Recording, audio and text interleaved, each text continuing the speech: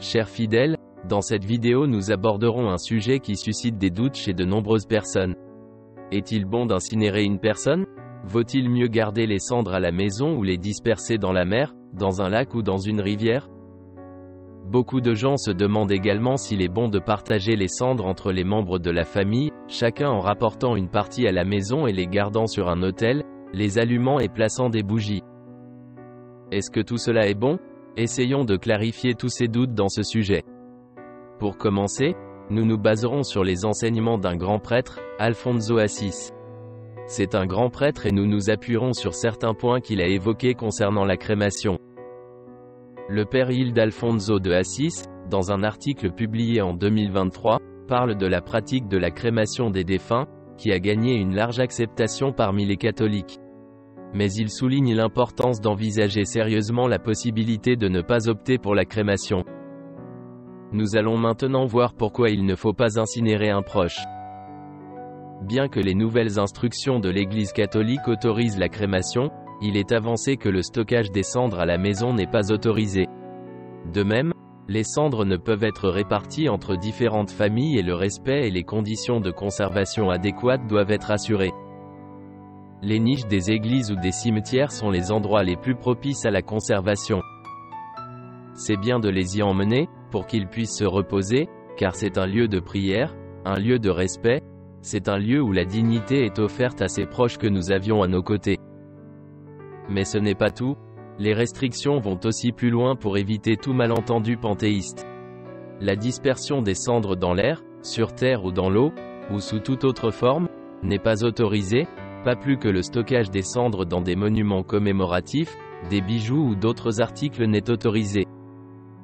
L'instruction du Vatican précise que s'il n'existe aucune raison hygiénique, sociale ou économique justifiant le choix de la crémation, cette option n'est pas autorisée. Certaines personnes déposent les cendres dans de petits récipients autour de la maison, mais cela est interdit car il y a eu des cas de pratiques occultes et de cultes non conformes à la loi de Dieu dans de nombreux foyers.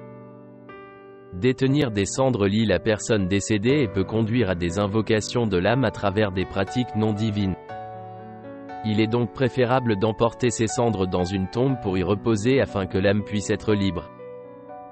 Le meilleur cadeau que nous puissions faire à un être cher décédé qui est passé dans l'éternité est de réaliser le désir de continuer à le laisser vivre spirituellement en paix, de le laisser partir, de le remettre au Seigneur, en ayant la certitude que le Seigneur a reçu cet être cher qui est entre ses mains, va mieux et Dieu prendra soin de lui.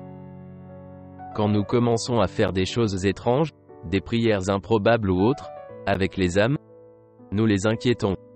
Nous ne laissons pas libre cette mère, ce père, cet être cher décédé et c'est pour cette raison que l'Église interdit aujourd'hui que les cendres soient dans la maison par manque de respect, à cause des cultes qu'elles peuvent leur rendre et parce que parfois, ils sont utilisés pour des choses qui ne viennent pas de Dieu.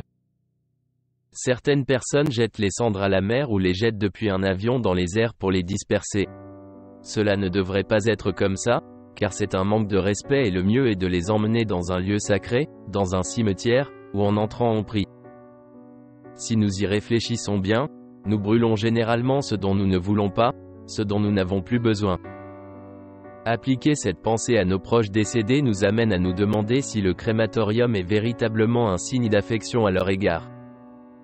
Brûlons les broussailles, les vieux papiers, les détritus. Ce qui est brûlé et ce qui n'est pas nécessaire, alors une grande question se pose, est-ce un signe d'amour d'amener un proche décédé à cet endroit? La crémation des cadavres était une pratique courante dans les cultures pré-chrétiennes, dans la tradition grecque antique et dans les énormes pyramides funéraires où les corps des défunts étaient déposés. La raison était plus profonde qu'il n'y paraît superficiellement, le manque de foi en la résurrection du corps. Beaucoup croyaient à la vie éternelle, certes, mais à une vie éternelle où il n'y avait de place que pour les esprits et non pour les corps. La grande nouveauté du christianisme est la dignité sublime du corps appelé à la résurrection, uni à l'âme. Jésus-Christ avait un corps humain qui est ressuscité et vivra éternellement au ciel. La réincarnation du Fils de Dieu doit être un motif de réflexion dans le refus de la crémation. Jésus dit qu'il est monté corps et âme, déjà corps et âme. Et ces pratiques étaient pratiquées dans le passé parce qu'il y avait un manque de foi. Le Seigneur nous appelle à une résurrection, c'est biblique, c'est vrai, Ce n'est pas une invention de l'Église, ce n'est pas une invention d'un prêtre, c'est biblique. Tout au long de l'histoire, il y a eu de nombreux cas de saints dont les corps restent intacts à la mort, signe miraculeux de leur sainteté.